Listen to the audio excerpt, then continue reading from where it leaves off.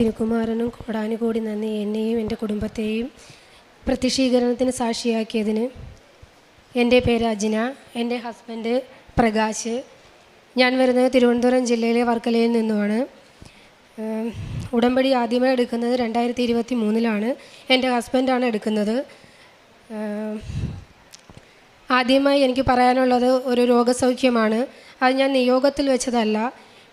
എൻ്റെ ഹസ്ബൻഡ് 2023 ഇവിടെ വന്ന് ഉടമ്പടി എടുത്ത് ഞങ്ങൾ ഉടമ്പടിയിലിരിക്കവേ ഒരു ദിവസം എൻ്റെ ചേട്ടൻ്റെ ഭാര്യയുടെ ഒരു റിലേറ്റീവ്, അതായത് ഈ ചേട്ടൻ, പേര് ഷാജി, ആ ചേട്ടൻ RCCയിലാണ്. ആ ചേട്ടന് ബ്ലഡ് വേണ്ടി വരും. അതൊന്ന് കളക്ട് ചെയ്യാൻ വേണ്ടിയിട്ടായിരുന്നു വിളിച്ചത്. അപ്പോൾ ഞാൻ പറഞ്ഞു, ഞങ്ങൾ ഉടമ്പടിയിലാണ്, ഇങ്ങനെ അവിടെ ഒത്തിരി അത്ഭുതങ്ങളൊക്കെ നടക്കുന്നതാണ്. ഞങ്ങൾ ഉടമ്പടിയിലിരിക്കുന്നത് കൊണ്ട് ഞങ്ങളിൽ ഉടമ്പടി വസ്തുവായ ഉപ്പും തൈലവും ഉണ്ട്, ഞങ്ങൾ അത് കൊണ്ടുവന്ന് തരാം. അത് സർജറിക്ക് മുന്നേ ആ ചേട്ടനെ അവിടെ പുരട്ടി പ്രാർത്ഥിക്കാൻ പറഞ്ഞു. അതായത് ചേട്ടന് പുനലൂർ ഹോസ്പിറ്റൽ, അവർ അഞ്ചലാണ് താമസിക്കുന്നത്. പുനലൂർ ഹോസ്പിറ്റലിൽ ചെല്ലുമ്പോൾ നാക്കിൽ ചെറിയ തടുപ്പുണ്ടായിരുന്നു.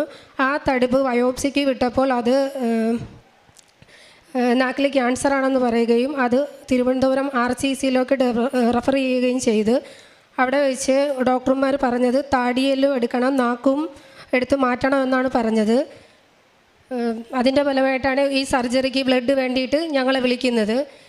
ഞങ്ങൾ ചേട്ടൻ്റെ സർജറിയുടെ അന്ന് രാവിലെ വീട്ടിൽ നിന്ന് ഉടമ്പടി വസ്തുവായ ഉപ്പ് കൊണ്ടുചെന്ന് ഈ ചേട്ടൻ്റെ വൈഫിൻ്റെ കയ്യിൽ കൊടുത്തിട്ട്, ചേച്ചി നന്നായി പ്രാർത്ഥിക്കണം, ഞങ്ങളും നന്നായി പ്രാർത്ഥിച്ചിട്ടുണ്ട്, ചേച്ചി ഈ ഉപ്പ് സർജറിക്ക് മുന്നേ ചേട്ടൻ്റെ നാക്കിൽ പുരട്ടി പ്രാർത്ഥിക്കണമെന്ന് പറഞ്ഞു.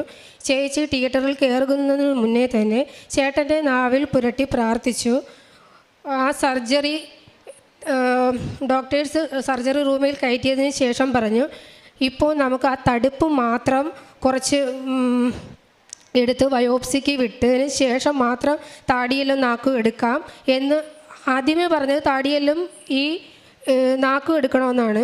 പക്ഷേ ആ തിയേറ്ററിൽ കയറിയതിന് ശേഷം ഡോക്ടേഴ്സ് പറയുകയാണ്, ഒരിക്കൽ കൂടി നമുക്ക് ബയോപ്സിക്ക് അയക്കാം, അത് കഴിഞ്ഞ് മതി താടിയെല്ലും ഈ നാവും എടുക്കുന്നതെന്ന്. അതിൻ്റെ ഫലമായിട്ട് ആ മുകളിൽ നിന്ന് ദശ മൊത്തവും സർജറി ചെയ്ത് മാറ്റി അത് ബയോപ്സിക്ക് വിട്ട് ഒരു 15 ദിവസം കഴിഞ്ഞ് റിസൾട്ട് വന്നപ്പോൾ അതിൽ ക്യാൻസർ ഇല്ല, താടിയെല്ലും എടുത്തില്ല, നാക്കും എടുത്തില്ല. ചേട്ടൻ ഇപ്പം നല്ല പൂർണ്ണ സൗഖ്യത്തോടെ ഇരിക്കുന്നു. അതാണ് നമ്മുടെ ഫസ്റ്റത്തെ സാക്ഷ്യം. അത് ഞാൻ നിയോഗത്തിൽ വെച്ചതല്ല, ഞങ്ങൾ ഉടമ്പടിയിൽ ഇരിക്കവേ നേർച്ച വസ്തു കൊടുത്തതാണ്. പിന്നെ ആ ഉടമ്പടി പൂർത്തിയായി പുതുക്കാനായിട്ട് ഞങ്ങൾ വന്നു. പുതുക്കാന്നതിന് തൊട്ട് മുന്നേ എൻ്റെ ഹസ്ബൻഡിന് വയറിന് ഭയങ്കര അസ്വസ്ഥത. അത് ഞങ്ങൾ പല ഹോസ്പിറ്റലിലും കാണിച്ച്, പിന്നെ മെഡിക്കൽ കോളേജിൽ ഗ്യാസ്ട്രോനെ കാണിച്ചപ്പോൾ ഡോക്ടർ പറഞ്ഞ് കൊളനോസ്കോപ്പി ചെയ്യണമെന്ന്. കൊളനോസ്കോപ്പിക്ക് പോകുന്നതിന് തൊട്ട് മുന്നായി ഉടമ്പടി വസ്തുവായ ഉപ്പും തൈലവും പുരട്ടി പ്രാർത്ഥിച്ച് കൊളനോസ്കോപ്പിക്ക് കയറി. ബയോപ്സിക്ക് 4 ബോട്ടിലിൽ അവിടെ നിന്ന് തന്നായിരുന്നു. അത് അവിടെ ബയോപ്സിക്ക് കൊടുക്കുന്നതിന് തൊട്ട് മുന്നേ തന്നെ ഞാൻ ഉപ്പ് വിതറി പ്രാർത്ഥിച്ചു. അപ്പോഴെനിക്ക് ഉറപ്പുണ്ടായിരുന്നു എൻ്റെ ഹസ്ബൻഡിന് യാതൊന്നും വരില്ല, ഞങ്ങൾ ഉടമ്പടിയിലാണ്, അതുകൊണ്ട് ഞങ്ങൾക്കൊന്നും വരത്തില്ല, അത് നെഗറ്റീവ് ആയിരിക്കുമെന്ന് എൻ്റെ വിശ്വാസം എന്നെ രക്ഷിച്ചു. റിസൾട്ട് വന്നപ്പോൾ നെഗറ്റീവ് തന്നെയായിരുന്നു. അതിനുശേഷം ഡോക്ടർ പറഞ്ഞ് ആ വയറുവേദന ചിലപ്പോൾ ഫാറ്റി ലിവർ ഉള്ളത് കൊണ്ടായിരിക്കാം, ഫാറ്റി ലിവറിന് സ്കാൻ ചെയ്ത് നോക്കണമെന്ന് പറഞ്ഞ് അൾട്രാസൗണ്ട് ചെയ്തപ്പോൾ ലിവറിൽ ചെറിയ സിസ്റ്റ് ഉണ്ടെന്ന് പറഞ്ഞു. അതുകൊണ്ട് ഫൈബ്രോ സ്കാൻ ചെയ്യണമെന്ന് പറഞ്ഞു. അതും ഞങ്ങൾ ഇവിടെ നിയോഗം വെച്ച് പ്രാർത്ഥിച്ച് തൈലം തേച്ച് കുരിശ് വരച്ച് പ്രാർത്ഥിച്ച് ഫൈബ്രോ സ്കാനിന് പോയി. അതിലും പ്രശ്നമൊന്നുമില്ല, മരുന്നിൽ അത് തീർന്നു. അത് കഴിഞ്ഞ് എൻ്റെ വായിൽ ഒരു ചുവന്ന പാട് വരികയും അത് കൂടുതൽ കളർ ചേഞ്ച് ഇങ്ങനെ വന്നുകൊണ്ടിരിക്കുകയും ചെയ്തു. അത് ഞാൻ ഡോക്ടറെ കാണിച്ചപ്പോൾ ഡോക്ടർ 3 മാസം വരെ വെയിറ്റ് ചെയ്യ്, അതിന് ശേഷം നമുക്ക് ബയോപ്സിയോ എന്തെങ്കിലും ചെയ്യാമെന്ന് പറഞ്ഞു. ഞാൻ അന്നിവിടെ 2-3 ദിവസം കഴിഞ്ഞപ്പോൾ ഇവിടെ വരികയും ഇവിടുത്തെ മിനോറ വിളക്കുന്ന തൈലം തൊട്ട് കുരിശ് വരച്ച് പ്രാർത്ഥിച്ച് എന്നും ഉപ്പും ഈ തൈലവും തേക്കുമായിരുന്നു. പ്രാർത്ഥിച്ചതിൻ്റെ ഫലമായി 3 മാസത്തിന് മുന്നേ തന്നെ അത് മാഞ്ഞു പോവുകയും ചെയ്ത് പിന്നെ വേറൊരു സാക്ഷ്യം എന്ന് പറയാൻ, ഈ വർഷം ജനുവരി 18 അതായത് ഒരുപാട് 14 വർഷം കൊണ്ട് ഞങ്ങളുടെ പുരയിടത്തിൻ്റെ ഒരു കേസ് കോടതിയിൽ നടന്നുകൊണ്ടിരിക്കുകയായിരുന്നു. അതായത് ഞങ്ങൾക്ക് 10 സെൻറ്റും തൊട്ടടുത്ത വീട്ടുകാർക്ക് 9 സെൻറ്റും ആയിരുന്നു. ഈ 9 സെൻറ്റുള്ള അവർ പറയുന്നു അവർക്ക് 10 സെൻറ്റ് വേണമെന്ന്. അതിങ്ങനെ അമ്മയും അവരൊക്കെ ആയിട്ട് തർക്കങ്ങളൊക്കെ നടന്ന് ഇങ്ങനെ കോടതിയിൽ പോയിക്കൊണ്ടിരിക്കുകയായിരുന്നു. അങ്ങനെ ഇരിക്കുമ്പോഴാണ് ലാസ്റ്റ് ഇപ്പോൾ കോടതി വിധി വന്നത്. ഞങ്ങൾക്ക് 10 സെൻറ്റ് വിധി വന്നു. പക്ഷേ അത് ഇവർക്ക് അഡ്ജസ്റ്റ് ചെയ്ത് അളക്കുമ്പോൾ ഞങ്ങൾക്ക് 10 സെൻറ്റ് അളക്കുന്നത് തൊട്ടപ്പുറത്തെ പുരയിടത്തിലേക്ക് മാറിപ്പോകും. അങ്ങനെ പോയാൽ ആ തൊട്ടപ്പുറത്തെ പുരയിടക്കാരുടെ വീടിൻ്റെ ചുവര് വരെ ഇടിക്കേണ്ടി വരും. അത് അവർ സമ്മതിക്കുകയില്ല. ഈ അഡ്ജസ്റ്റ് ചെയ്ത് അളന്ന് അവർക്ക് കൊടുത്താൽ ഈ കേസ് തീരുകയും പിന്നെ ഞങ്ങൾ മറ്റുള്ള ആ പുരയിടക്കാരുമായിട്ട് വീണ്ടും കേസ് പറഞ്ഞുകൊണ്ടേയിരിക്കണം. ഞങ്ങൾ ഈ ചേട്ടൻ്റെ രോഗസൗഖ്യത്തിന് ശേഷം എൻ്റെ വീട്ടിലെ എല്ലാവരും ഉടമ്പടിയിലാണ്. എൻ്റെ റിലേറ്റീവ് കുറേ പേര് ഉടമ്പടിയിലാണ്, അമ്മയിൽ വിശ്വസിച്ച് പോകുന്നു. അതുകൊണ്ട് ഞങ്ങൾക്ക് വിശ്വാസം ഉണ്ടായിരുന്നു. ഞങ്ങൾ എല്ലാ പേരും കൂടി ഒരുമിച്ചിരുന്ന് പ്രാർത്ഥിച്ചു. സത്യം മാത്രമേ വിജയിക്കാവൂ. അമ്മയോട് ശക്തമായി ഞങ്ങൾ പ്രാർത്ഥിച്ചതിൻ്റെ ഫലമായി കോടതിയിൽ നിന്നും 2 പ്രാവശ്യം പോലീസും അവിടുത്തെ ഉദ്യോഗസ്ഥരും വന്ന് അളന്ന സമയത്തും അത് നടക്കാതെ പോയി. 3ാമത് വന്നപ്പോൾ അവർ കൂടുതൽ പോലീസിനെ ആവശ്യപ്പെടുകയും അന്ന് ജനുവരി 18 അളവ് നടത്തും, അവർ മതിൽ കെട്ടി തിരിക്കുമെന്നും പറഞ്ഞ്. പക്ഷേ അതിന് തൊട്ട് മുമ്പായിട്ട് 18 മുന്നേ എന്തെങ്കിലും ചെയ്തില്ലെങ്കിൽ ഇനി ഇത് നമുക്കൊന്നും ചെയ്യാൻ പറ്റുകയില്ല. അങ്ങനെ ഞങ്ങൾ അമ്മയോട് ശക്തമായി പ്രാർത്ഥിച്ചതിൻ്റെ ഫലമായിട്ട് ഒരു ഉദ്യോഗസ്ഥനെ കണ്ടുമുട്ടുകയും ആ ഉദ്യോഗസ്ഥനോട് എൻ്റെ ഈ കാര്യങ്ങളെല്ലാം പുരയിടത്തിൻ്റെ കാര്യങ്ങളെല്ലാം പറഞ്ഞപ്പോൾ ആ ഉദ്യോഗസ്ഥൻ എൻ്റെ നിന്ന് ആ ഡോക്യുമെൻ്റ് എല്ലാം മേടിച്ച് പരിശോധിക്കുകയും എന്നിട്ട് പറഞ്ഞു, ഞാൻ പറയുന്നത് പോലെ മോള് ആ കോടതിയിൽ നിന്ന് വരുന്ന ഉദ്യോഗസ്ഥരോട് സംസാരിക്കണം, പിന്നെ നിങ്ങളും ഒരു സർവേരെ കൂടി കൊണ്ടുവരണം എന്ന് പറഞ്ഞ് എല്ലാ കാര്യങ്ങളും എൻ്റെ അടുത്ത് പറഞ്ഞ് എല്ലാം വിശദീകരിച്ച് എല്ലാം എന്നെ പഠിപ്പിച്ചു വിട്ടു. 18-ാം തീയതി വരുമെന്ന് പറയുന്നതിൻ്റെ തലേന്ന് ഒരു സർവേരെ ഞങ്ങൾ വിളിക്കുകയും ആ ചേട്ടൻ വരാമെന്ന് പറയുകയും ചെയ്തു. പക്ഷേ രാവിലെ വിളിക്കുമ്പോൾ ആ ചേട്ടൻ വരാൻ പറ്റില്ല, വൈഫിന് എന്തോ സുഖമില്ലാതെ ഇവിടെ ആലപ്പുഴ വന്നു എന്ന് പറഞ്ഞു. അപ്പോൾ ആലപ്പുഴയിൽ നിന്ന് തിരുവനന്തപുരം വരെ ഒരു ഉച്ചയ്ക്ക് മുന്നേ എത്തുന്നത് പ്രയാസമാണ്, മോള് വേറെ ആരെങ്കിലും വിളിയെന്ന് പറഞ്ഞു. പക്ഷേ ഞങ്ങൾക്ക് നല്ല ഉറപ്പുണ്ടായിരുന്നു, ഞങ്ങൾ ഉടമ്പടിയിലുള്ളത് കൊണ്ട് മാതാവ് സത്യത്തിൻ്റെ ദൈവമായതുകൊണ്ടും മാതാവ് നമ്മളെ കൈവിടില്ല എന്ന് ഞങ്ങൾക്കറിയാം. ഞങ്ങൾ ശക്തമായി ഉപ്പിട്ട് പ്രാർത്ഥിച്ചു. ആ ചേട്ടൻ്റെ കൂടെയാണ് ഈ ഉദ്യോഗസ്ഥൻ പറഞ്ഞ കാര്യങ്ങളെല്ലാം ഞാൻ പറഞ്ഞ് എല്ലാം ആ ചേട്ടന് മാത്രമേ അറിയാവൂ. ആ മറ്റുള്ള ഉദ്യോഗസ്ഥർ കോടതിയിൽ നിന്ന് വരുന്നവർക്ക് പറഞ്ഞു കൊടുക്കാൻ. അത് ആ ചേട്ടന് എൻ്റെ കൂടെ ഉണ്ടെങ്കിൽ മാത്രമേ എനിക്കത് വിശദീകരിച്ച് കൊടുക്കാനും പറ്റൂ. ഞാൻ ആകെ വിഷമിച്ച് മാതാവിനോട് ഞങ്ങളെല്ലാ പേരും കൂടി ശക്തമായി പ്രാർത്ഥിച്ചു. അപ്പോഴാണ് ഞങ്ങൾ പ്രാർത്ഥിച്ചത്, മാതാവ് സമയച്ചുരുക്കത്തിൻ്റെ മാതാവാണ്. ആലപ്പുഴയല്ല, ഇനി ഏത് ലോകത്താണെങ്കിൽ പോലും ഈ സമയത്ത് മാതാവ് ഇവിടെ കൊണ്ടെത്തിക്കുമെന്ന് ഞങ്ങൾക്കറിയാം. ഉറപ്പായ വിശ്വാസം ഉണ്ടായിരുന്നു. ആ വിശ്വാസം കൈവിടാതെ ഞങ്ങൾ പ്രാർത്ഥിച്ചു. കോടതിയിൽ നിന്നും 10:30 ആയപ്പോൾ അവർ ഇറങ്ങി. അവർ പോലീസ് സ്റ്റേഷനിൽ ചെന്ന് പോലീസിനെയും കൂട്ടി വരാൻ വേണ്ടിയിട്ട് അവിടെ ചെന്ന് കുറേ നേരം വെയിറ്റ് ചെയ്തു. ഞങ്ങൾ പ്രാർത്ഥിച്ചുകൊണ്ടേയിരുന്നു, ആ ചേട്ടൻ ഇവിടെ എത്തുന്നത് വരെ അവരിവിടെ എത്തരുത്. അങ്ങനെ ഞങ്ങളെല്ലാവരും കൂടി പ്രാർത്ഥിച്ചുകൊണ്ടിരുന്നു. അതുപോലെ തന്നെ സമയത്തിൻ്റെ മാതാവ് ആ ചേട്ടൻ ആലപ്പുഴയിൽ നിന്നും ഞങ്ങളുടെ തിരുവനന്തപുരം വരെ എത്തുന്നത് വരെ ആ പോലീസുകാർക്ക് തിരക്കും അതൊക്കെ ആയതുകൊണ്ട് വന്നില്ല.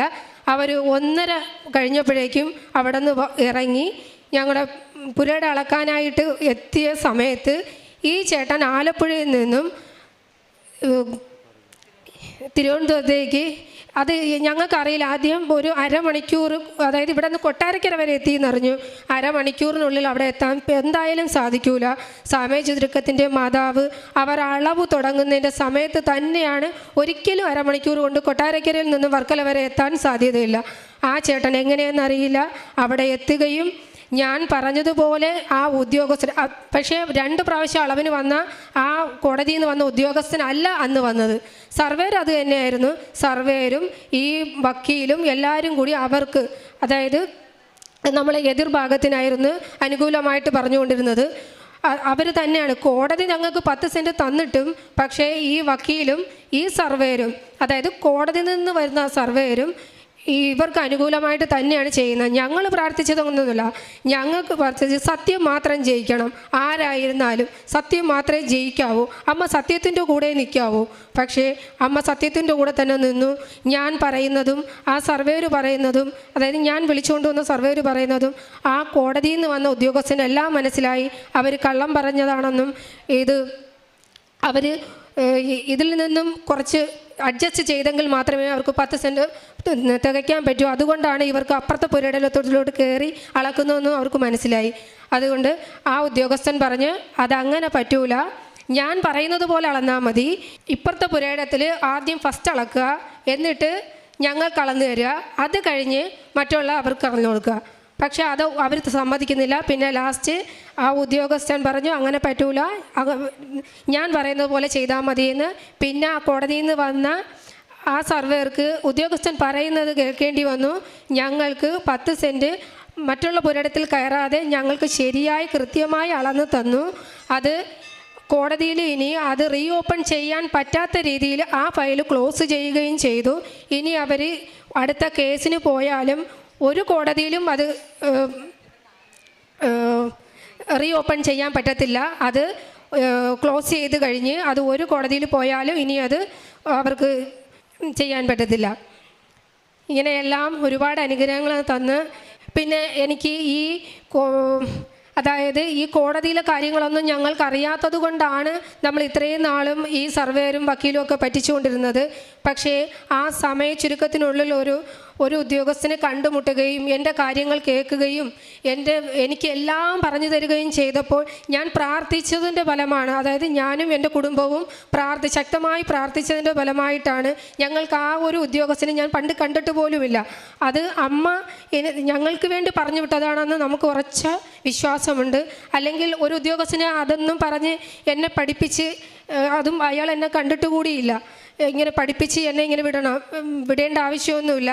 പിന്നെ അതുമല്ല, എനിക്കും ഞാൻ ഉപ്പ് കഴിച്ചതിന് ശേഷം പറഞ്ഞു, മാതാവേ ഞാൻ സംസാരിക്കുമ്പോൾ എല്ലാം കൃത്യമായി ആ ഉദ്യോഗസ്ഥൻ എന്നെ പഠിപ്പിച്ച് വിട്ടതുപോലെ എല്ലാം കറക്റ്റായിട്ട് പറയാനുള്ള അനുഗ്രഹം നീ തരണേ.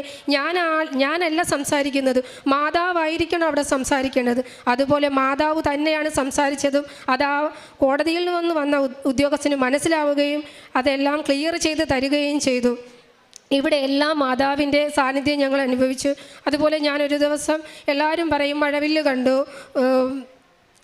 മുല്ലപ്പൂവിൻ്റെ വാസന ഉണ്ടായി എന്നൊക്കെ. അങ്ങനെ ഞാനും ഒരു ദിവസം എൻ്റെ വീട്ടിലിരുന്ന് ജനലിനരികിലിരുന്ന് ആകാശത്ത് നോക്കി കൊന്ത ചൊല്ലിക്കൊണ്ടിരുന്ന് കരഞ്ഞ് പ്രാർത്ഥിച്ചപ്പോൾ എനിക്ക് ആദ്യം ഒരു പച്ചയും ചുവപ്പും നിറം ബ്ലിങ്ക് ചെയ്ത് വന്നിട്ട് വലിയൊരു മഴവില്ലായിട്ട് വന്നു. അതൊരു 20 മിനിറ്റോളം ഉണ്ടായിരുന്നു. അതെനിക്ക് ഭയങ്കര സന്തോഷമായിരുന്നു. ഞാൻ എൻ്റെ ഹസ്ബൻഡിനെയും കാണിച്ചു.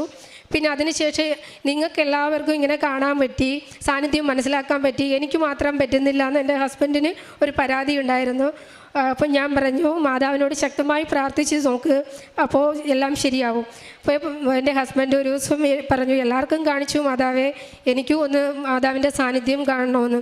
എൻ്റെ ഹസ്ബൻഡ് മൊബൈൽ ഫോണിൽ ഒരിക്കലും മാതാവിൻ്റെ ഈശോയുടെ ഫോട്ടോയൊന്നും സ്റ്റാറ്റസ് ഇട്ടിട്ടേ ഇല്ല. പുള്ളി സ്വന്തം ഫോട്ടോ മാത്രമാണ് മാറി മാറി ഇടുന്നത്. അങ്ങനെ ഒരു ദിവസം ഈ കൃപാസനത്തിലെ കാര്യം അവരുടെ കോളേജിലെ സ്റ്റാഫിനോട് സംസാരിച്ചുകൊണ്ടിരിക്കുമ്പോൾ പെട്ടെന്ന് ഈ സ്റ്റാറ്റസ് നോക്കിയപ്പോൾ മാതാവിൻ്റെ ഒരു സ്റ്റാറ്റസ്. അപ്പോൾ പറഞ്ഞ് എന്നെ അപ്പോഴത്തന്നെ വിളിച്ചിട്ട് പറഞ്ഞു, നീ എൻ്റെ സ്റ്റാറ്റസ് ഒന്ന് നോക്കുമെന്ന്. ഞാൻ പറഞ്ഞു, മാതാവിൻ്റെത് അല്ല, സോറി, നിങ്ങളുടെ ഫോട്ടോ. അയ്യോ അല്ല, എനിക്ക് കാണുന്നത് മാതാവിൻ്റെതാണ്.